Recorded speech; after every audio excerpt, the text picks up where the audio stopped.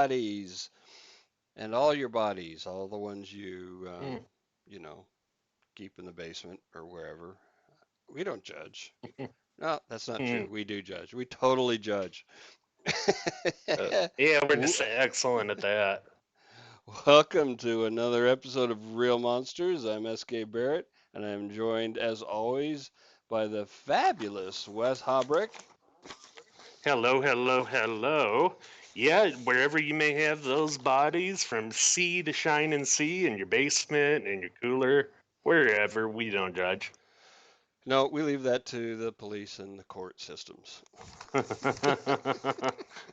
Yep. We have a very famous summertime killer. I mean, he wasn't strictly summertime, but people mentally associate him with summer and death. That they Um, definitely do. and first, though, we have dun dun dun this week in crime history. July 25th, 2004. Brian Blackwell butchers both his parents and goes on a 30,000 pound spending spree for his girlfriend. I had never heard of him before, but When was evidently it was this? rather big news. July 25th, 2004. No, never heard of it. Me neither until then. Evidently it was pretty big news in the UK at the time, though. Um, July 26th, 1984. Ed Gein dies of congestive heart failure from cancer. Wow. In Yep. prison, obviously. Yeah. Well, hospital, Yeah. prison. Um, July 27th, 1996. Ivan Milat, Australia's backpack Oh, killer, yes. convicted of 7 murders. He's definitely on the list for a show. Yeah, absolutely. Didn't they do a fictionalized movie about him too? I think it was I called Wolf Creek. I might have to look that up. Yeah, I believe so. He's definitely been in some of these crime anthology TV shows. He's gotten mentions there for sure. Mm-hmm. Yeah, awful lot of room to hide bodies and do other Yeah. assorted things in the outback. Aircraft But carriers. You can hide out there. yeah, July 28th, 1999, a $907 million civil suit is brought against spiritual guru Ira Einhorn by the family of his murdered girlfriend Helen Maddox, whom he beat to death. Whoa. Apparently, they were worried that he was going to find ways to profit off of that crime. Oh, like what? Um, Like a book deal or something like that?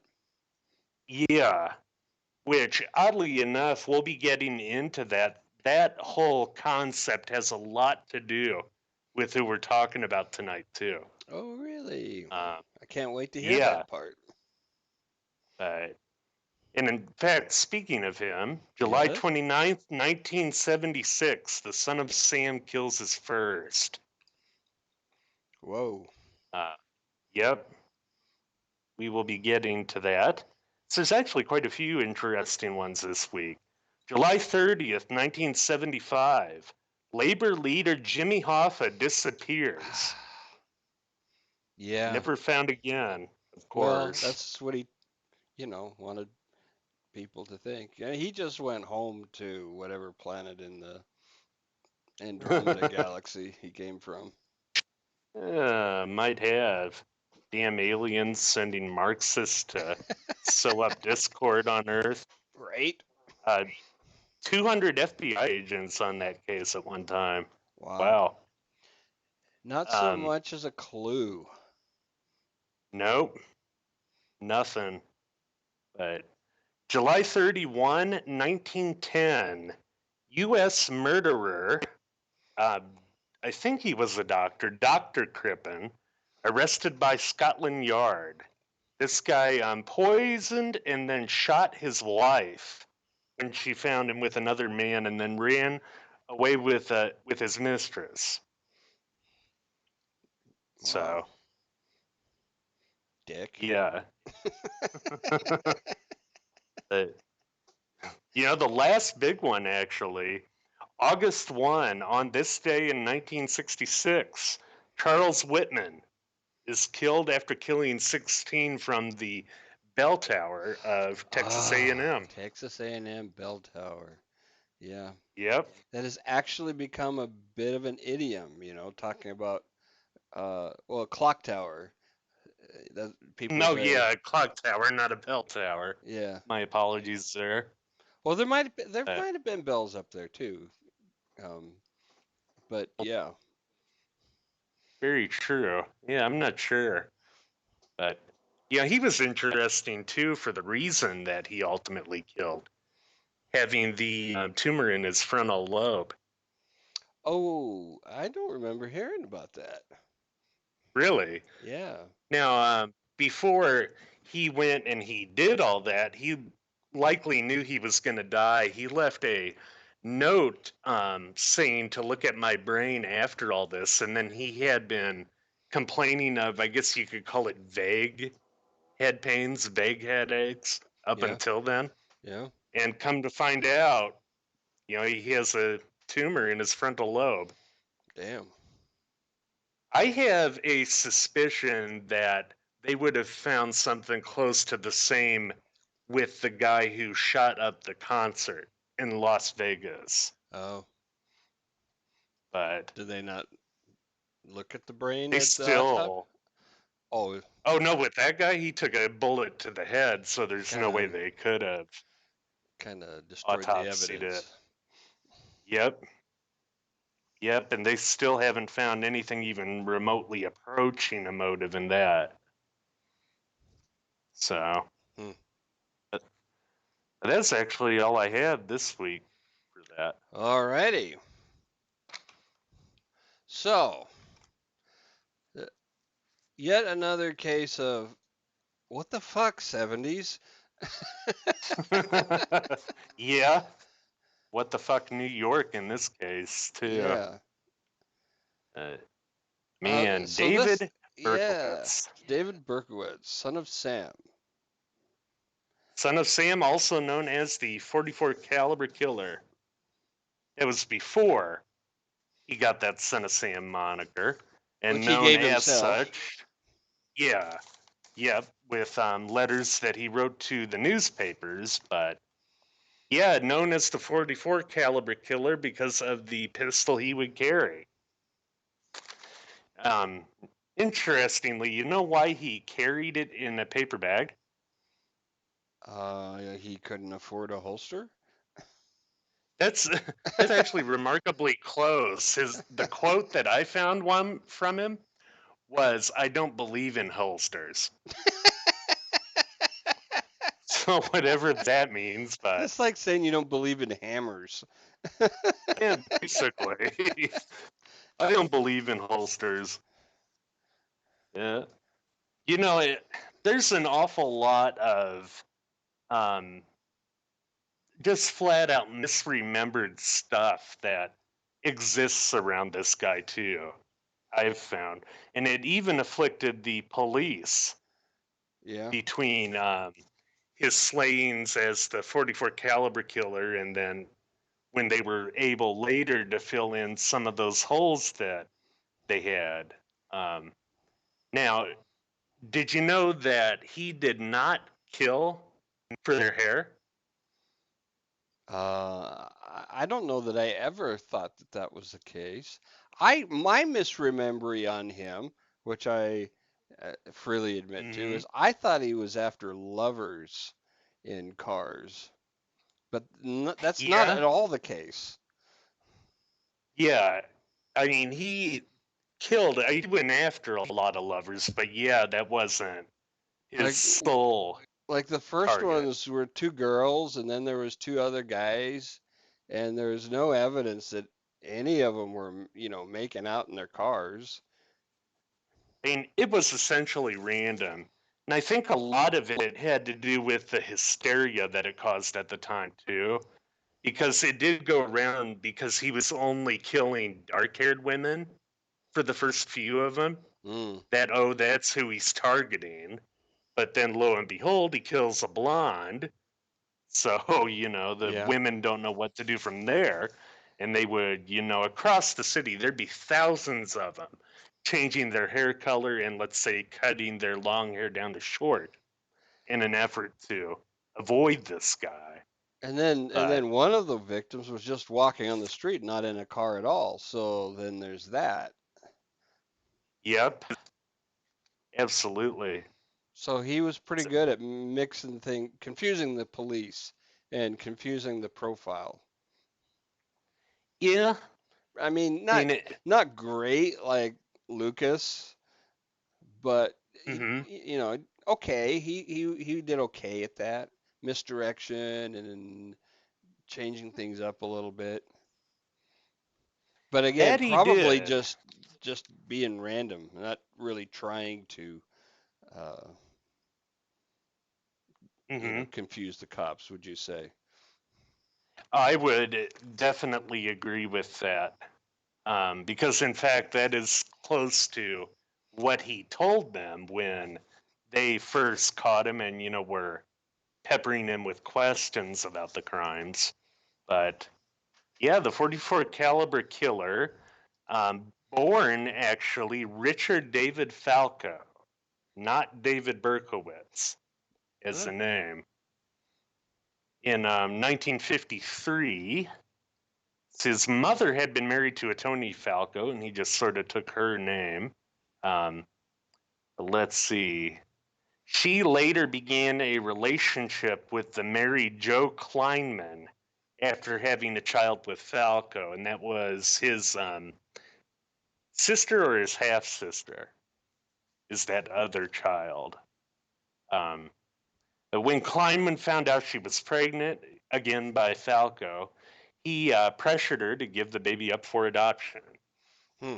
And that's, ultimately what happened there with David. And I'm not sure how his name got switched around either, from Richard David to David Richard. So according to Murderpedia, that was done as part of the adoption.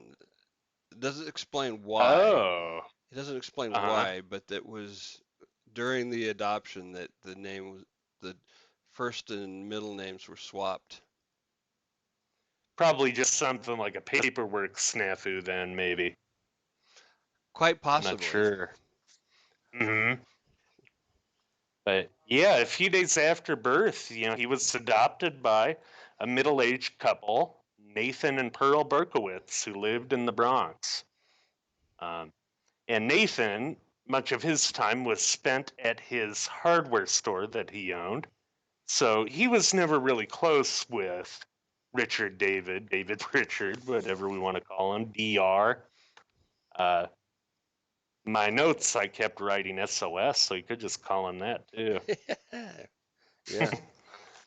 But, he was never close with his adopted son, and he also quite often would tell him that the adoption was a mistake. Oh, thanks, Dad. Yeah, kind of a jackass. Um, but Pearl, his adopted mother, was very close with the boy. And, kind of attendant with that, I would assume when you're the mother of a mischievous boy, she would let him get away with things that he probably shouldn't have, around the neighborhood and what have you. Oh, And she was one of those. yeah, permissive in that regard. Yeah. Uh, I you know, can't and I can't recall a case of ever hearing about that kind of a mother where the kids turned out great. yeah, this is true. I can't say I've heard of that either. But he was, a big kid too, and he would often use his size to bully a lot of the other kids. Um, let's Hmm. see, he did not take at all really to academics. He was horrible at school. but not misclass stupid. often. He had an No. above average IQ, right? Yes. Yeah, not stupid, but not academically inclined, I guess you could say. That often is a not always lethal, but at least a problematic combination. To be smart and not studious and um, you know Hmm. looking for easy ways, which you can find better when you're smart. Yeah, this is Um, true. that's a and then you have an indulgent mother. Hmm. Yeah, I No, mean, that is a problematic combination, often, anyway. But yeah, he would often miss class from no real surprise truancy, but also feigned illnesses, so oh he could stay home. Um, another thing I found interesting that is on his early personal history, yeah. he had a head injury from a car accident at age 7. Oh, so there we find this again. Yep.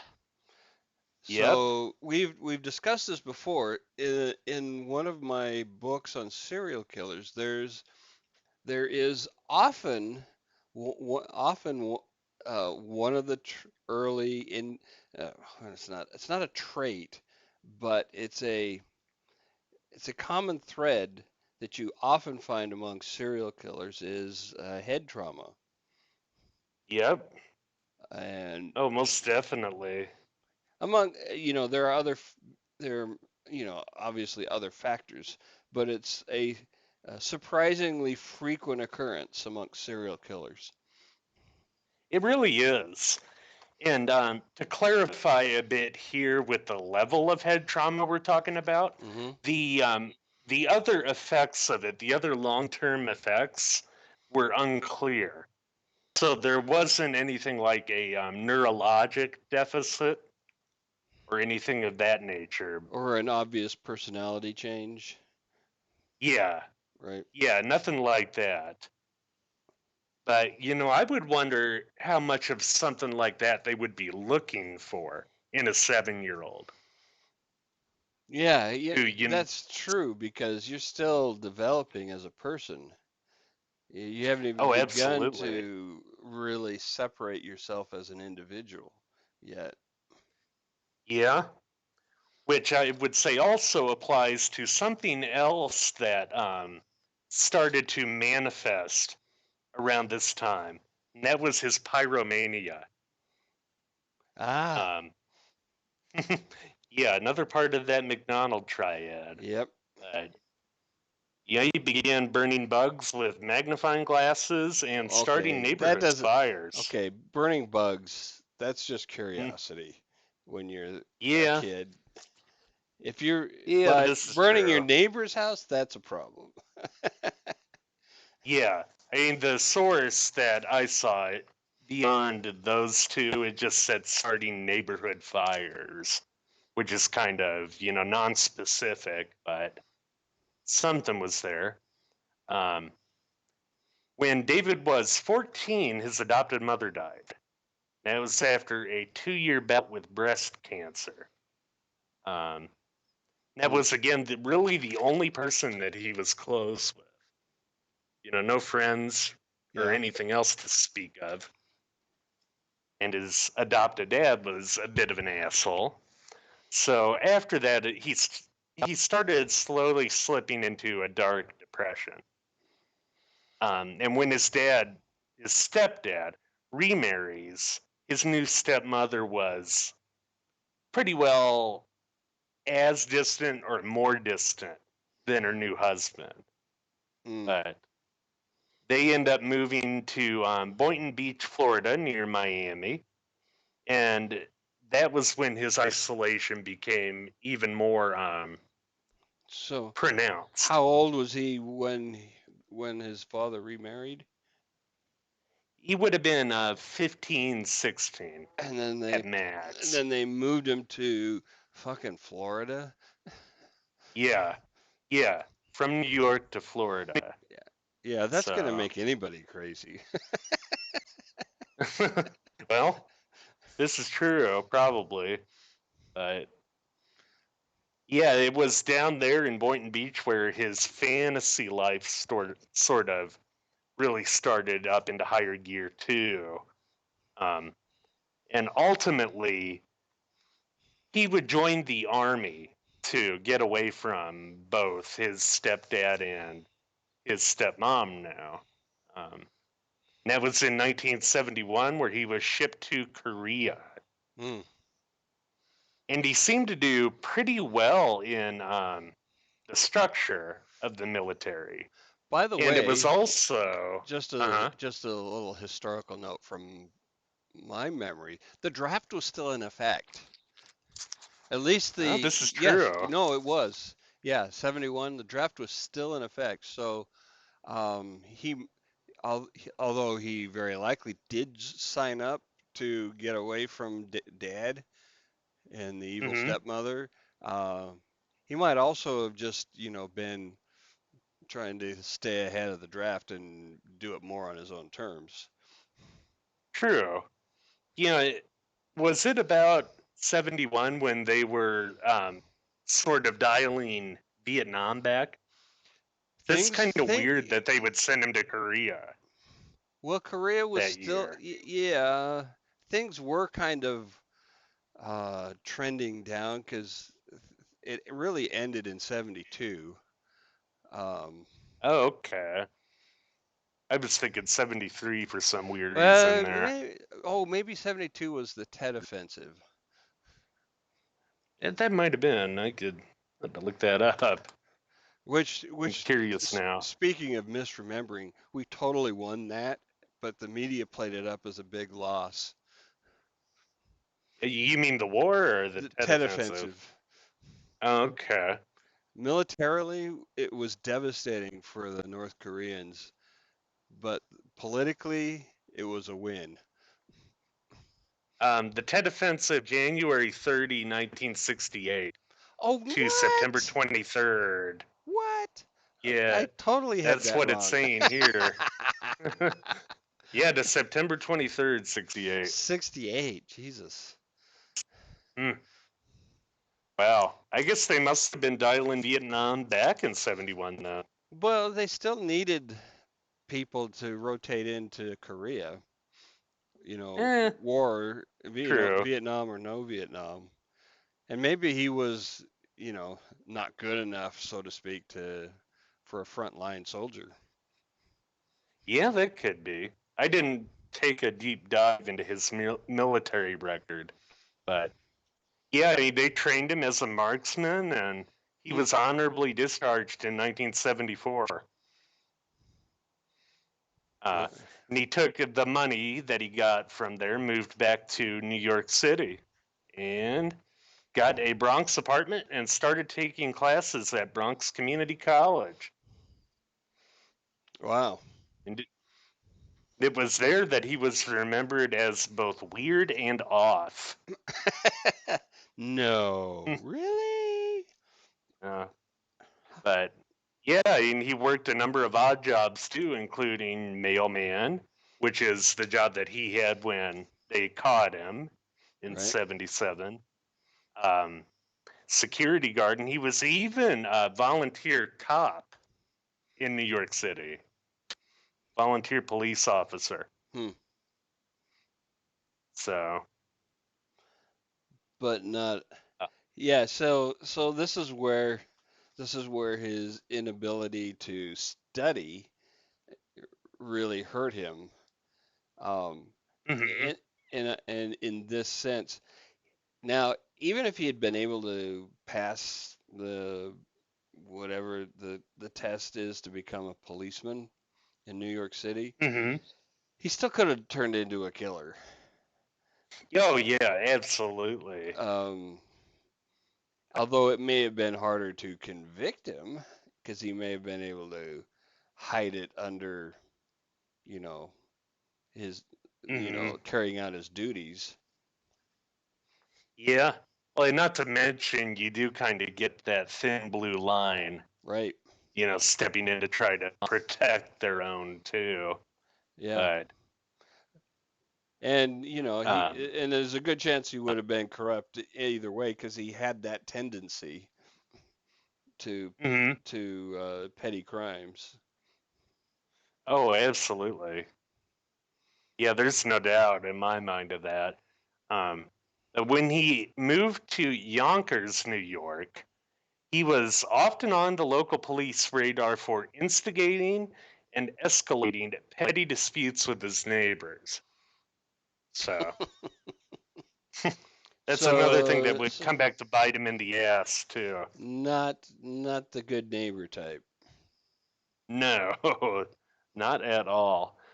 But it was also around that time when he met his birth mother and his sister, his birth sister. Oh, really? Yep.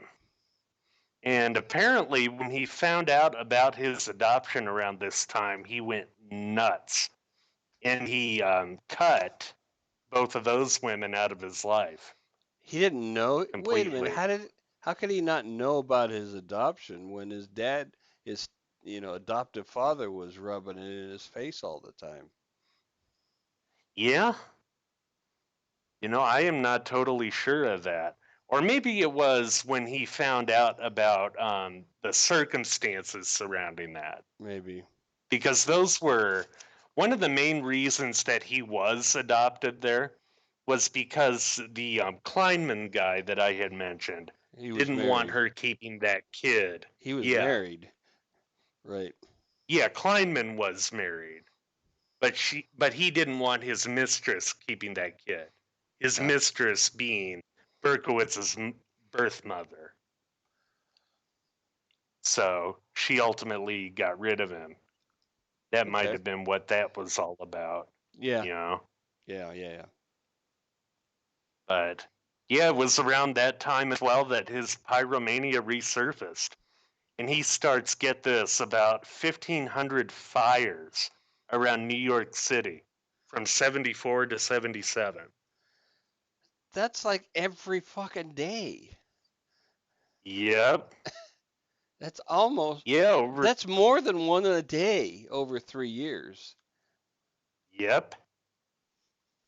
And that's also the time when he was killing people in large part.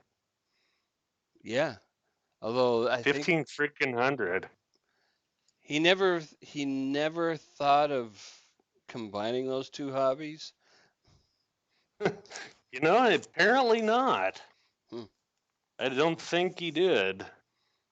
Um, but the interesting thing as well with those fires was that he managed to keep a journal recording all that too, with a Oops. lot of detail.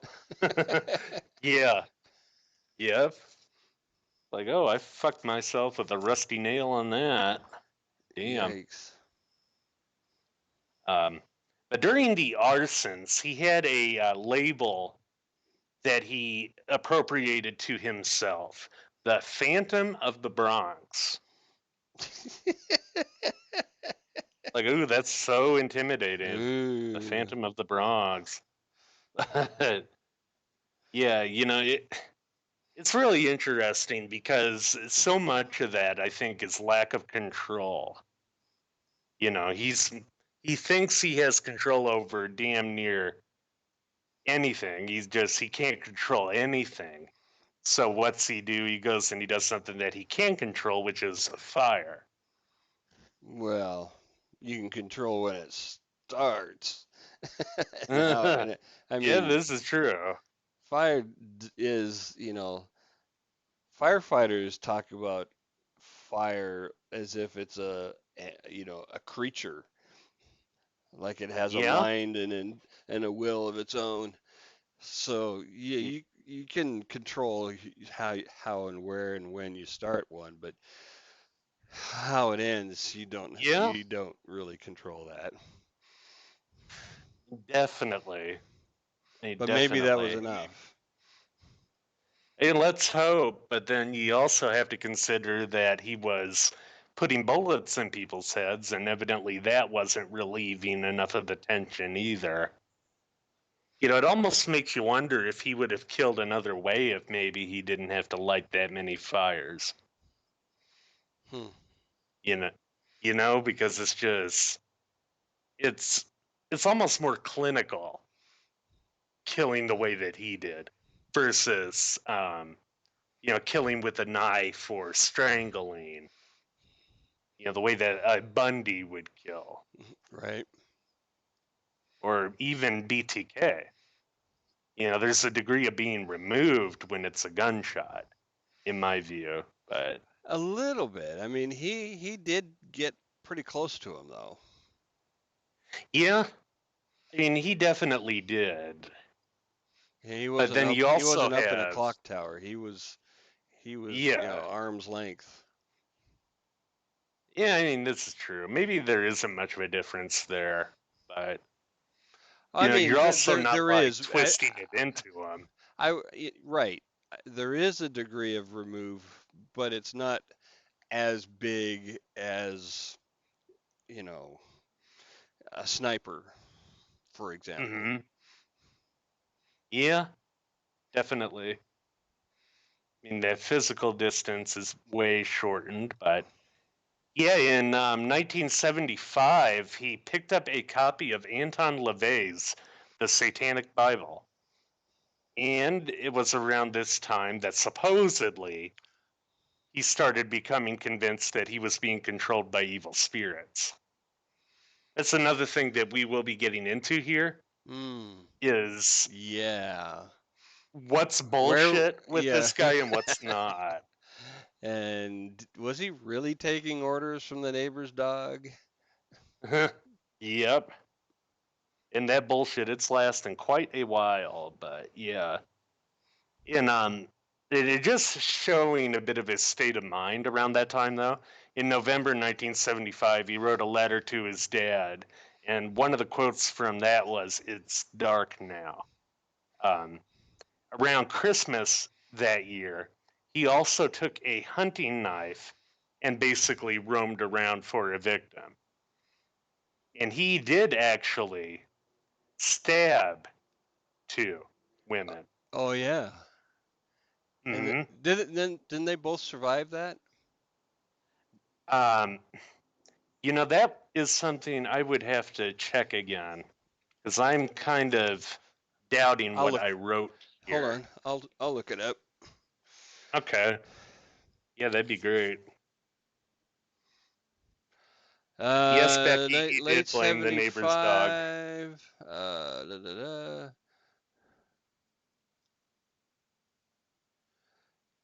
Maybe they did both die, and it's just treated No, separately. one was hospitalized. Oh, okay. So, but it doesn't say the other one died. Hmm.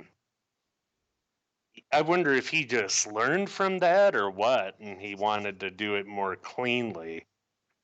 Maybe he just didn't have the constitution, as it were, to stab somebody either. Yeah, it's definitely would be considered easier, to pull a trigger from even from 3 feet away Mm-hmm. versus stabbing. Yep, definitely. Let's see. Yeah, in Yonkers, he had a lot of neighbors, and one of them had a German Shepherd, which barked incessantly. Getting a bit into Becky's question there. Um, Berkowitz would, of course, later claim that its barks were commands to kill women. Claimed he was suicidal from it, too. But what sucked about that? When he moved to a new apartment in Yonkers, he was unable to get away from a neighbor with a loud barking dog. So they were bugging him there, too. Clearly, the dogs were not telling them to kill the dogs. Yeah. Yep. Or But it was that second apartment where he was neighbors to Sam Carr, who will also be very important in this. hmm.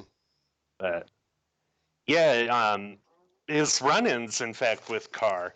I didn't know this part of it, but he tried to kill that dog with a Molotov cocktail What? before he shot it. Yeah, a Molotov cocktail. Evidently, it survived that part. But poor thing couldn't survive David Berkowitz. And ultimately, he was convinced, he said, that Sam was the devil. And he knew after those knives that he needed a new way of killing that was, in his words, superior to knife attack.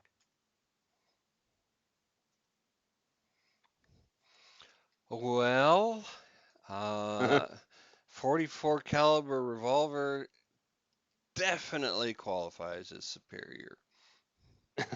Yeah. And this is true, although a 44 revolver wasn't his only gun either. He actually had a pretty big arsenal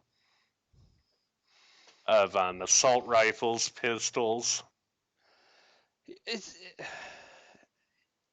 interesting. All right, so where are we in the chronology so far? I I was don't want to bring up my down. point too soon.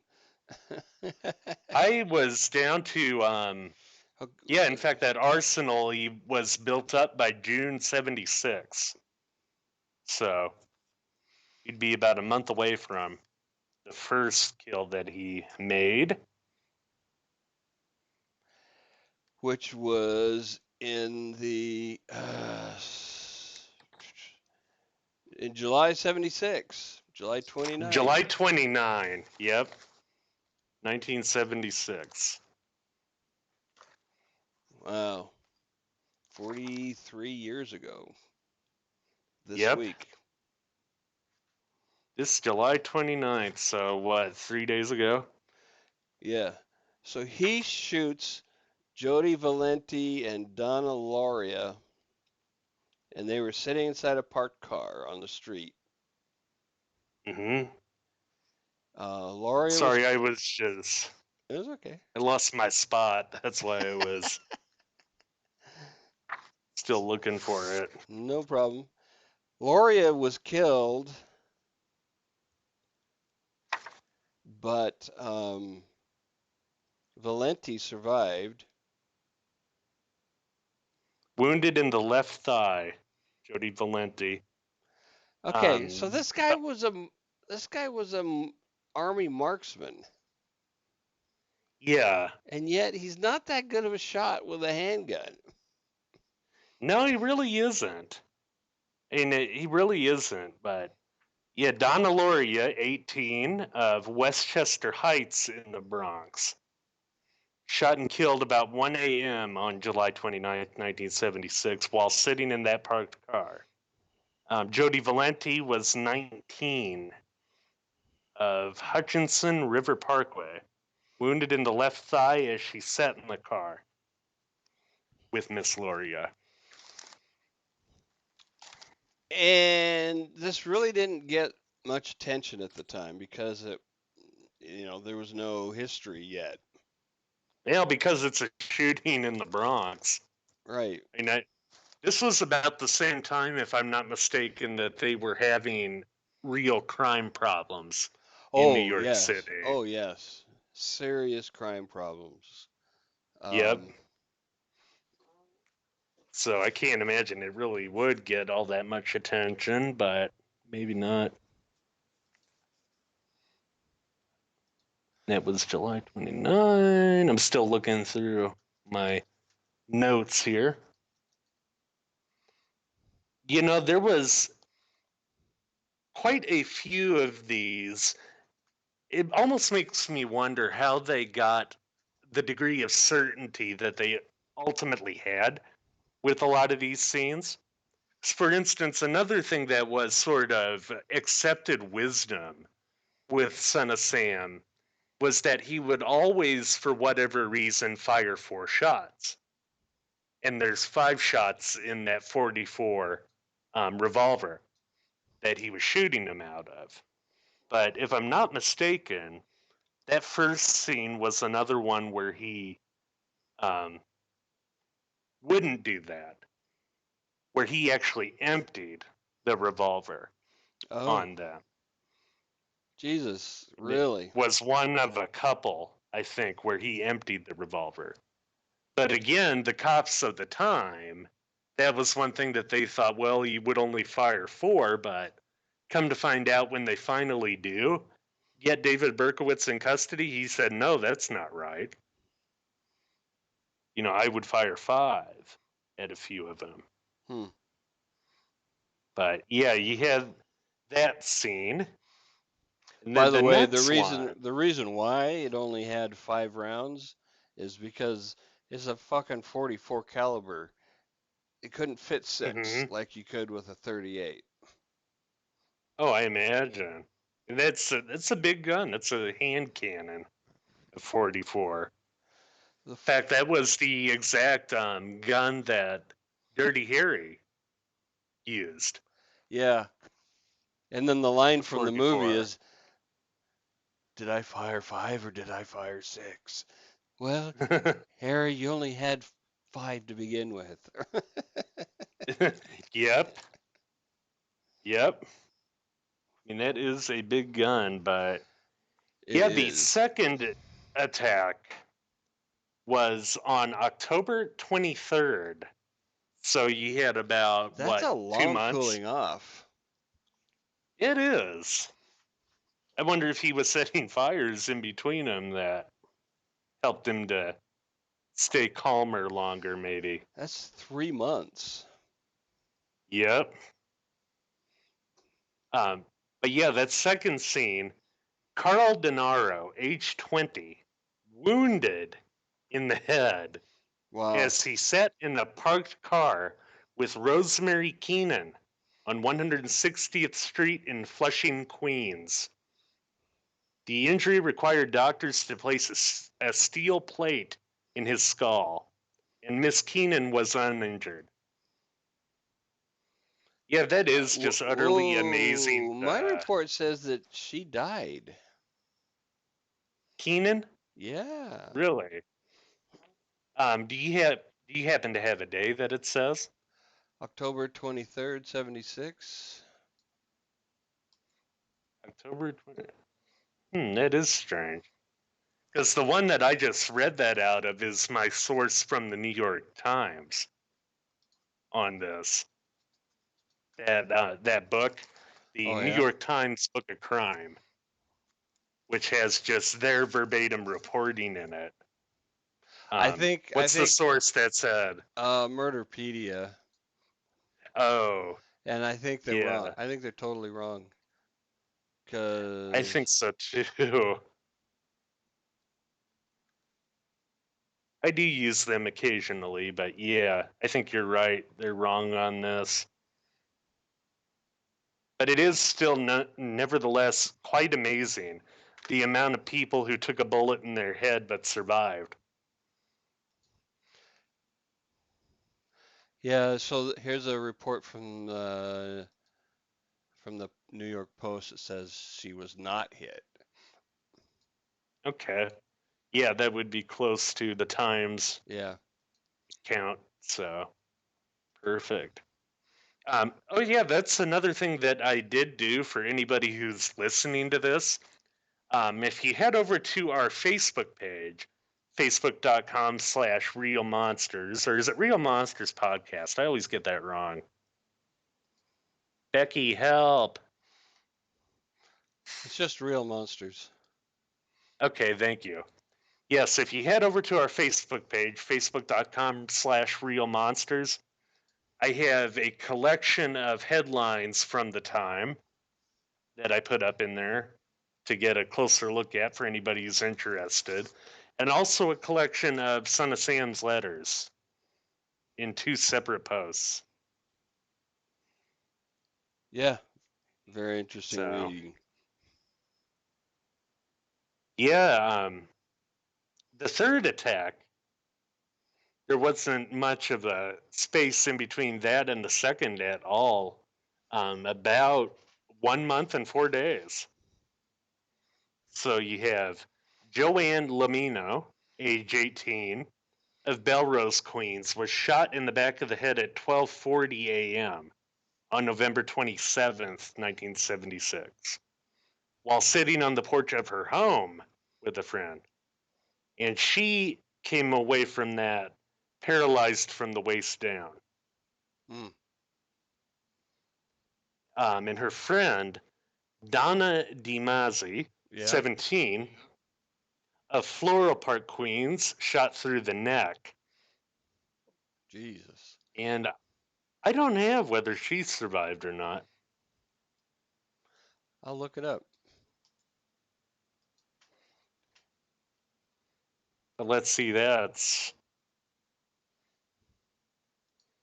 2 so far who survived a head wound. I should have wrote down that number. Damn it.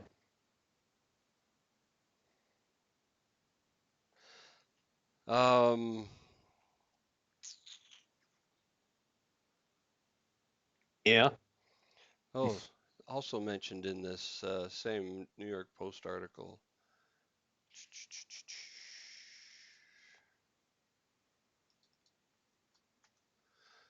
I'll have this momentarily.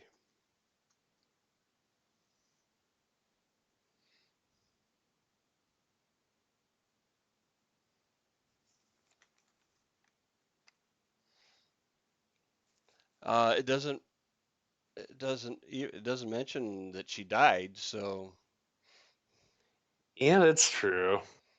It's kind of weird they wouldn't mention anything at all with her, though, with how she ended up. yeah. Um, but yeah, let's see. Yeah, it was also around this time that he quit his security guard job to drive a cab. Berkowitz did. And ultimately, he quit that to install HVAC. That would be a better job, probably. Yeah, I would think so. Not sure what it paid back then. Um, Had to be better than the cabbie. yeah. Oh, that wasn't until scene 5. Okay. So then we had it around January 30th. This is his first attack in 1977. Christine Freund, 26, of Ridgewood, Queens, shot to death at 12:30 a.m. as she sat in a parked car near the Long Island Railroad Station, Forest Hills, Queens. With her and unhurt was John Deal, age 30. And this next attack was So I a mean, here we go again. He's got a fucking cannon in his lunch sack, basically. But yeah, still, it's a 44 caliber with 5 rounds in it. He shoots at 2 people, and so far, he's yeah. only one time has he killed both of the victims. And you would think so, especially with the back of the head, because there's more of a chance you're going to hit the brainstem Right. back there. I mean, with the, like you So, said, with the 44, it's big. yeah, you just got to get close. Dang. Um, it's just yeah, he's not a good shot. Not in the least. Now when it comes to real shooting, maybe he's okay at a Mm-hmm. range. Well, I mean, I'm he not was sure obvious. on that. Well, he was obviously good enough to get a marksman badge in the army, Yeah. but I don't know that that's a real, you know, it's not like top honors or anything. It just means you're proficient. Mm-hmm. Yeah, this is true. But yeah, this next attack is where the Son of Sam moniker comes into play.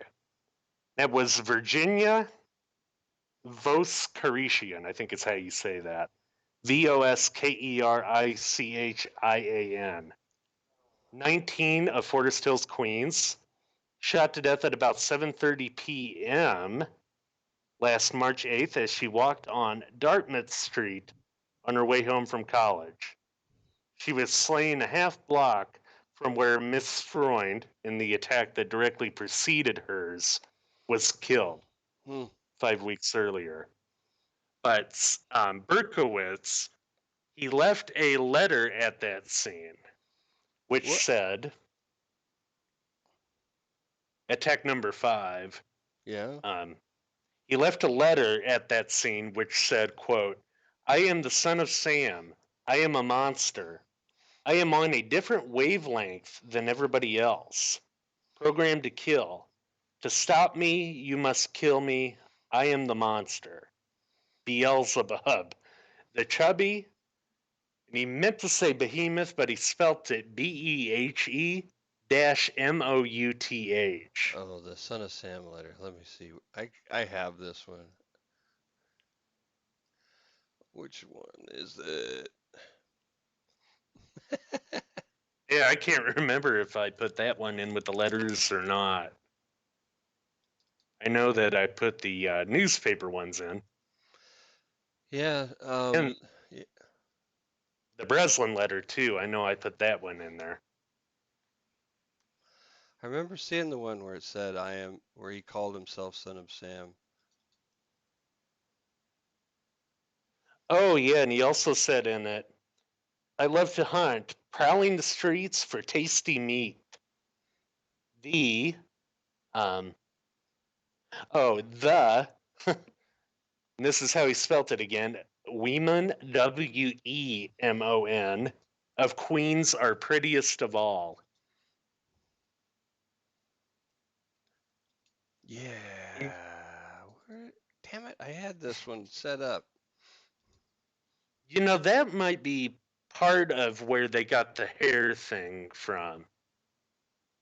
So he had, again, literally thousands of women throughout the 5 boroughs of New York City who were dark-haired, because most of the women up to now were dark-haired and were, changing to red or blonde and cutting that long dark hair.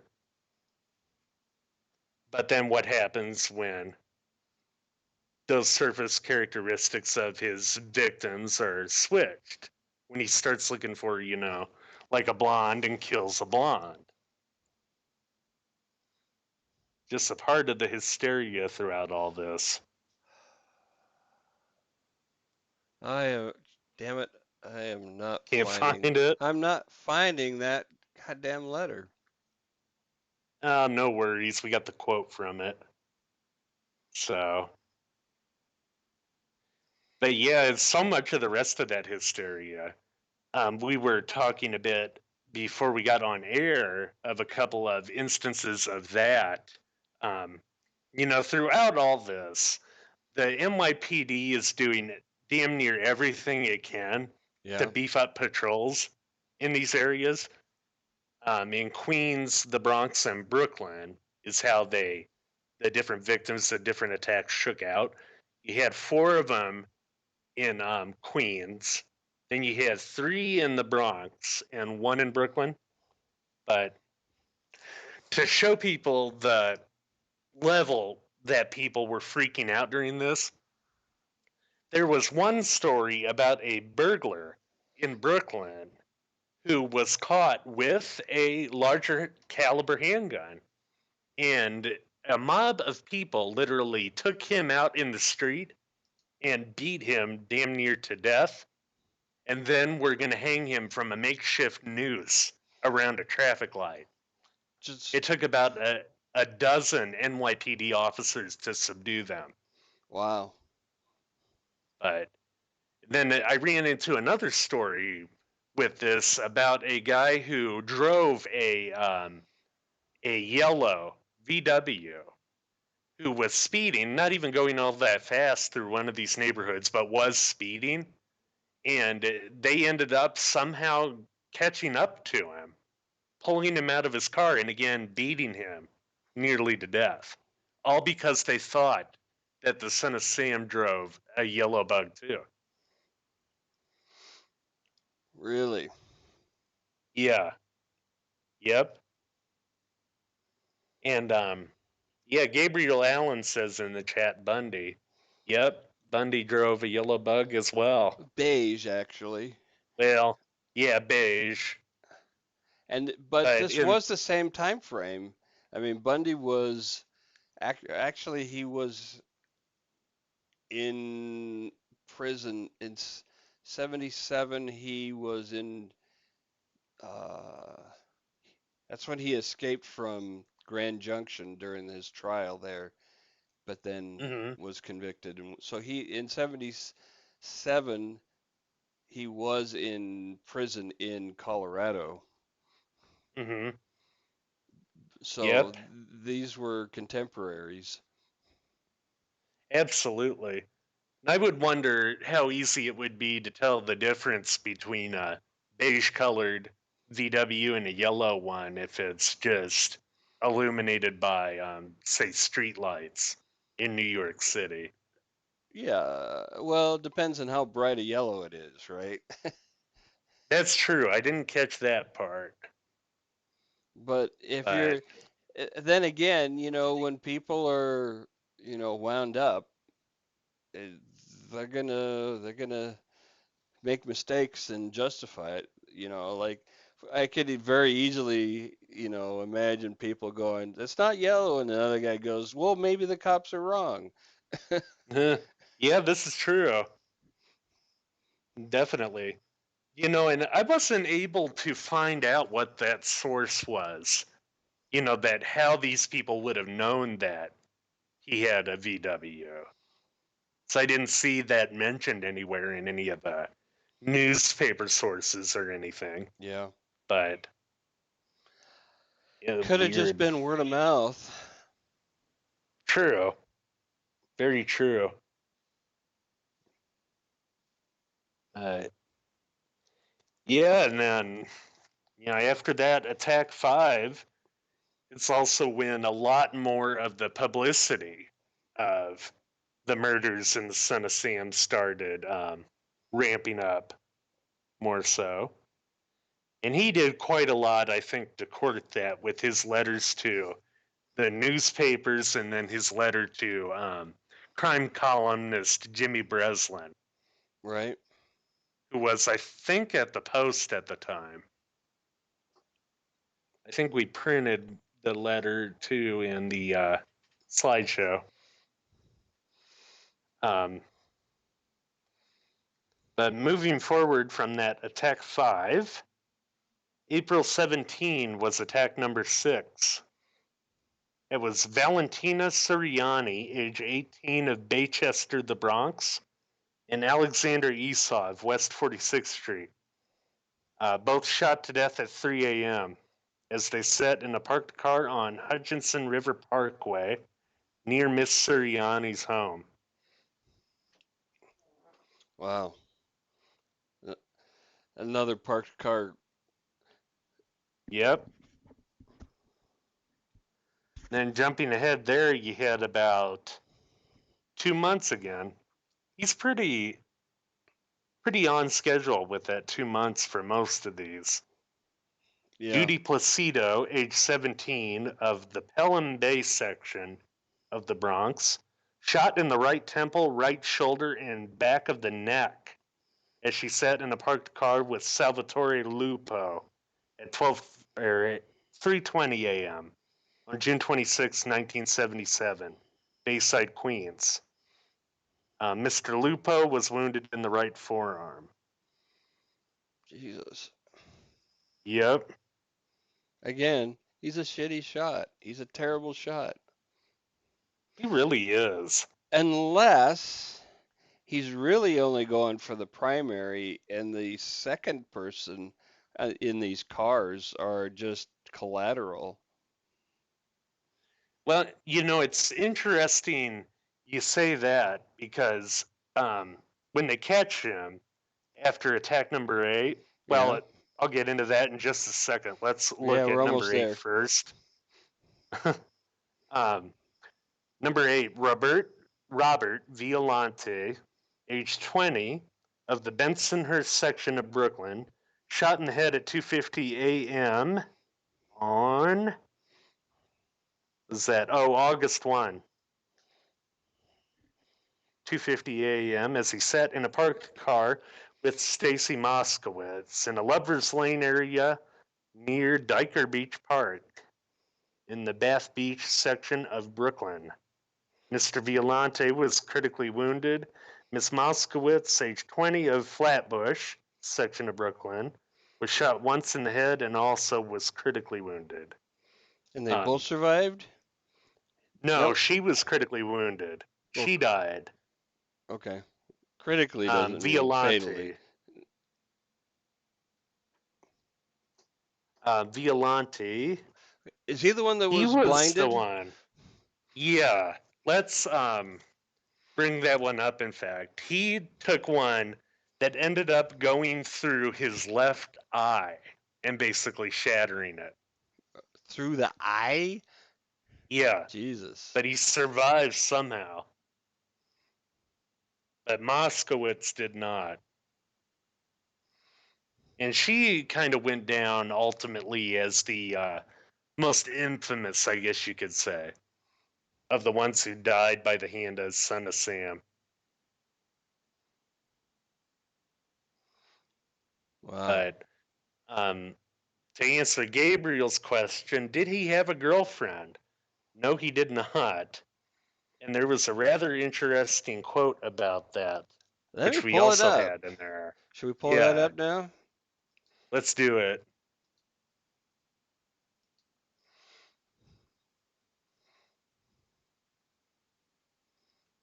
In that quote, he more or less directly speaks to that.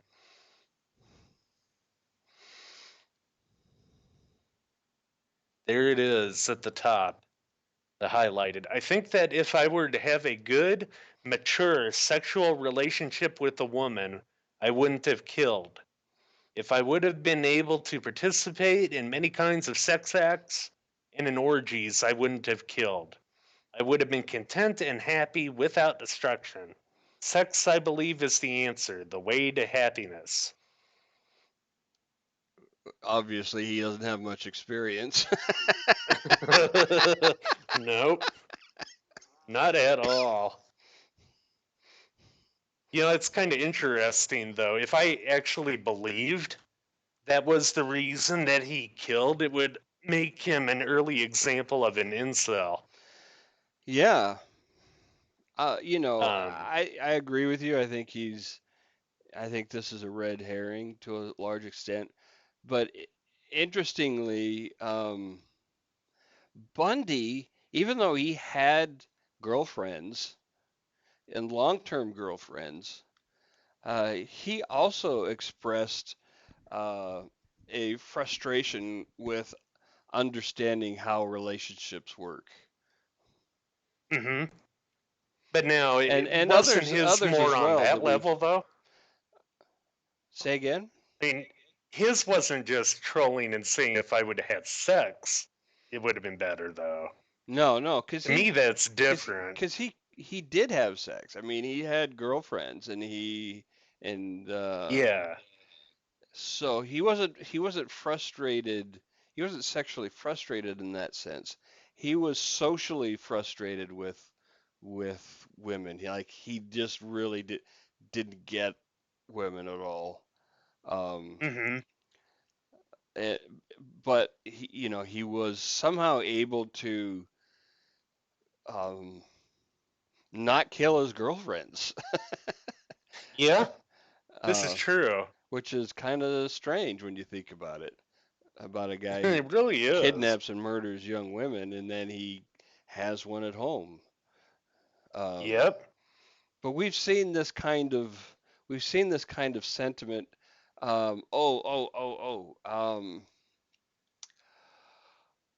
Shit. Hold on. What's his Hmm. name? Yeah, I'll which one?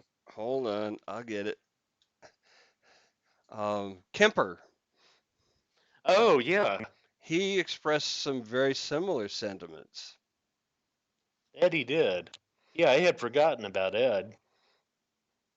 I have Um, his quote they, somewhere. Oh, here it is. This is what Ed Kemper said. You know, it all really goes back to my perceived inability to communicate socially, sexually. I was scared to death of failing male female relationships, even sitting down to talk to a young lady. I wanted to mhm, communicate. definitely. Yeah, it's so interesting with people like Kemper and Bundy too. They were excellent communicators in so many regards. Hmm. You know, they just didn't feel themselves to be like that. Yeah. Y- no self-esteem on that. But yeah, I mean, responding to Mr. Deadman where he says incel, yeah, I would say the same thing if I actually believed that that's why Berkowitz killed, but I don't. And we'll get into that. Especially But since he killed just as many guys. Almost. I mean, he killed several young men too. oh, absolutely. So And that goes back to again what I was saying about the things that the police were getting wrong that they didn't know they were getting wrong. yeah. One of those was, in fact, that last kill where Stacy Moskowitz was killed and Robert Violante was injured. There Yeah. was actually a witness, sitting there who saw basically the whole thing happen Yeah. as it was happening. And it turns out that Berkowitz actually had his sights set on this guy in the other car and his girlfriend. The guy who But turned out being a witness. yes, the witness. But what What? evidently happened was this guy moved his car to where it made it harder for Berkowitz to get at it. Oh. So he sort of switched it up, real fast like that and went after them instead. So, but he did also say, when the cops were grilling him on, again, literally peppering him with everything they can think of to ask, that his main target was always the woman in any of that. So, yeah, you Interesting. had that. And the other big thing that he was kind of driving home with that was that there really wasn't a whole lot of organization with the ones that he was No. going after. He Seemed was not seemed going pretty random. after. I agree, and that's exactly what he said they were, but evidently the cops needed that pointed out to them that he was just randomly targeting. It had nothing to do with hair color or, length or anything like that, You're right. even though people made a whole huge case of that. But But Berkowitz made a critical mistake on the last shooting, didn't he? I'm trying to. What do you mean He got a with that parking one? ticket. Oh, yeah, that one. Yeah, that absolutely was a critical mistake. And not just a parking ticket, but somebody saw him taking the ticket off of his car before driving Hmm. away, which led the the this witness to think that maybe this guy saw something It's interesting. I hadn't read that part. that that It, uh, that that was the excuse me hmm that was the initial impetus was that, oh my God, this guy was down there when this shooting took place. Maybe he saw something. Interesting. I think they ultimately would have gotten to him even without that witness there. Because the other thing that they did with those parking tickets was they literally pulled all the names in who were ticketed around that time in that area. Did a whole, dragnet with it. So sometime he would have gotten on their radar with that. But yeah, ultimately, when he went to trial, he didn't go to trial. It was all about pleading guilty. So he just pled out and had no trial. Yep. I think though, and this is getting into his sort of quintessential essence as a bullshit artist. Yeah. It was around he concocted the whole idea of the dog around this time when they caught him, in my opinion. As a cover, as a rationalization. I mean, it's not like it was to, you know, plead in, insanity, because he just confessed, and Yeah, and he pled guilty, so there was no trial. There was, I don't know what he would have, but at the same time, he just liked making up bullshit stories. he really did. He does fit to a T the whole idea of compulsive liar when you look at him. Um, I, And yeah, I think he wanted it in his back pocket almost if he had to have an insanity defense. Maybe he figured that it just wouldn't have played, and that's why he decided to take the guilty plea. I don't know. um, Um, I would say, the pathological liar aspect kind of makes some sense, because if you've ever if you've ever, been around one for real, which I have, they lie about mhm. shit that doesn't matter. Yeah. Oh yeah. Th- Most definitely. It's not like it's, a normal, let's say, liar, they lie because, they want to look better or stay out of trouble or something like that, some personal benefit. But a Yeah. pathological liar will lie about shit that just is irrelevant to anybody. Yeah. That will make their life harder when it's found out. Yeah, yeah, absolutely. Yep. Wow.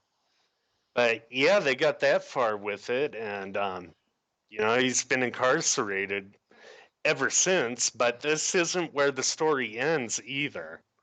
Not too long after that, he began his second line of bullshit, as it were, and that was I that want a to make, satanic cult. yeah, before we do that, I just wanted to make one more point, Oh, and that sure. and that is, we have seen several cases already where, these monsters are caught through kind of by chance almost, and Yep. not through rigorous detective work. Ridgway was definitely caught through, yeah, massive amounts of detective work. Um, Hmm. Bundy was caught because he's a shitty driver. Yep. Berkowitz was caught Yep. because he parked by a fire hydrant. Um, Yep. and there are other cases like this. It's fascinating how often, surprisingly often, these guys are brought down by stupid mistakes like that. And if they're honest, they will tell you that it's not the daring and dogged police work, that they rely on a mistake happening and then catching it. Yeah, And an honest detective will tell you that, right. definitely. I mean, they're still going to But, do put in their work, and they're going to try and solve it, but they know how often that happens. yep, absolutely. All right. But So, satanic um, cults.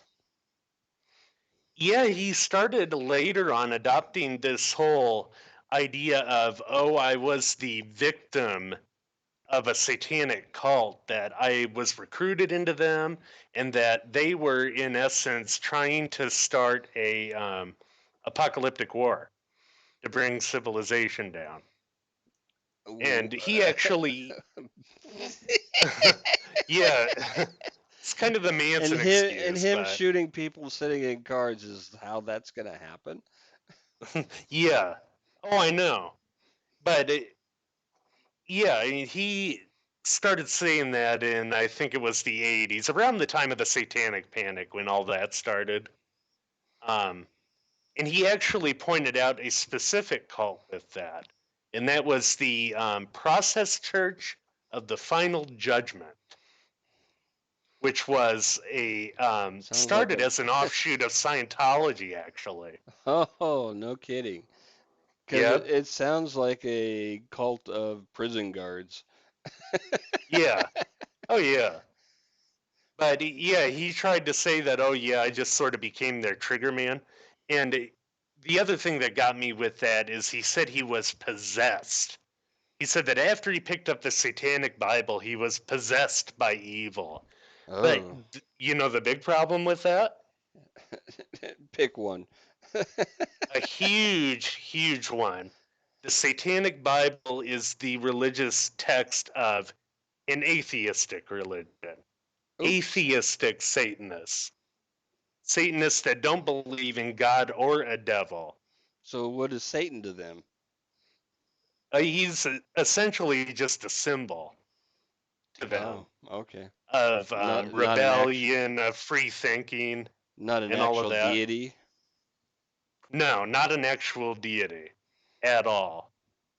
Oopsie. But yeah, like, oh yeah, I was possessed by an atheistic book. Um, but yeah, that's when you get into, the atheistic Satanism as opposed to deistic Satanism, which is, I didn't even know that was a dyed in the thing. wool. Yeah, dyed in the wool devil worship is theistic Satanism. But the Satanic Temple, the group that you hear an awful lot about with challenging laws Yeah. are that penalize Satanists and challenging them on religious grounds. Yeah. They make quite a lot of noise about that, including like their like displaying their statue of Baphomet at different state capitals of the Baphomet the goat. Okay. Those people, those people are actually atheistic Satanists. Ah. But they have some interesting tenets too. I'll go ahead and post them in the chat. But it's all about like tenet one. One should strive to act with compassion and empathy toward all creatures in accordance with reason. Tenet two, the struggle for justice is an ongoing and necessary pursuit that should prevail over laws and institutions. Tenet three, one's body is inviolable, subject to one's own will alone. Hmm. Tenet four, the freedoms of others should be respected, including the freedom to offend. To willfully and unjustly encroach upon the freedoms of another is to forego one's own. Um, Beliefs should conform to one's best scientific understanding of the world. One should take care never to distort scientific fact to fit one's beliefs. Um, People are fallible.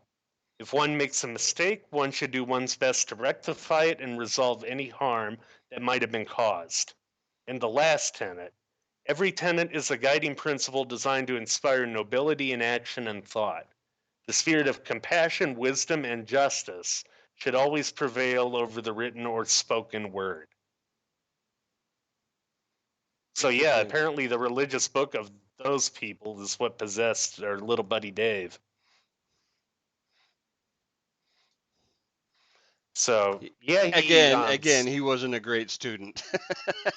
no, no. I mean, it was just another bullshit lie. And then you also have around that time he became a born again Christian and had his Paul on the road to Damascus moment Mm, supposedly, which I think is yet another line of bullshit from him, right. in my opinion. Well, you But can get whatever kind of drugs you want in prison if you're willing to pay for it. this is true. And hallucinogens might be a really nice way to pass the time inside. I don't know. This is true.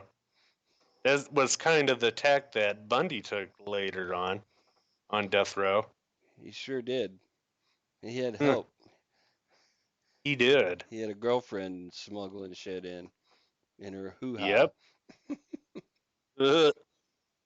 Wow. Of course, I'm still surprised they didn't put him in like a supermax facility after Escape number 2. I don't know if they had those yet. Really Yeah. interesting. Hmm. I don't know Uh, the history, but I don't recall ever hearing about such a that kind of a prison. I mean, other than like Alcatraz was as close as we had. Um, Interesting. I would have to ask. My second cousin actually was the prison guard for years at the prison up here. And he also, in the state of Illinois, would ride around with a, I forget what they called him exactly, but it was a squad. And their only directive was to go around to different prisons and put down riots within them hmm.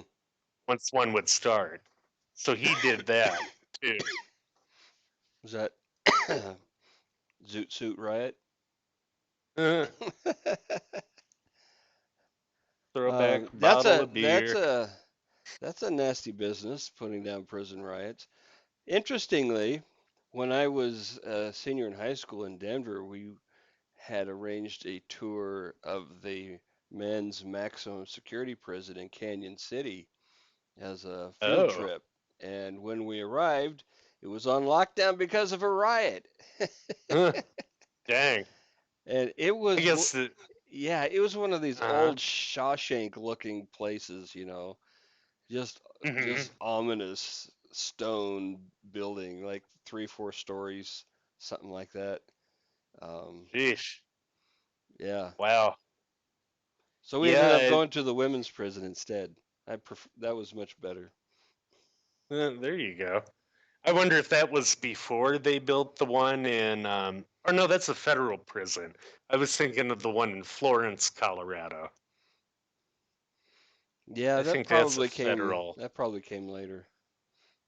Hmm. Hmm. I wouldn't be surprised if that old place is closed down now. Yeah. Yeah, I Yeah, wonder. definitely old school prison. But the women's prison was Mm-hmm. new and was like a college dorm. They had individual rooms with doors and not bars, and uh, it and they had TVs and books and all kinds of stuff inside their rooms. Mm. Wow. And that was not minimum security because our tour guide was in for murder. Dang. Yeah, that'll do it. All right, we got any more Sam stuff? I think we are done with that. By the way, Spike Lee's Wow. movie Summer of Sam, I was very disappointed Mhm. because there was almost no Sam in that movie at all, except a All few. about just the summer, Yeah, the hysteria part of it. Yeah. Yep. Yeah, and I guess our condolences to the Kennedy family. yeah. That just hit the wire while we were talking. For those who are listening, the Kennedys lost their granddaughter, age 22, of an apparent overdose at their Hyannisport compound. RFK's granddaughter. Yep. Robert Kennedy's granddaughter, Sasha Hill. That family is fucked up so many different ways. Sad. Really is.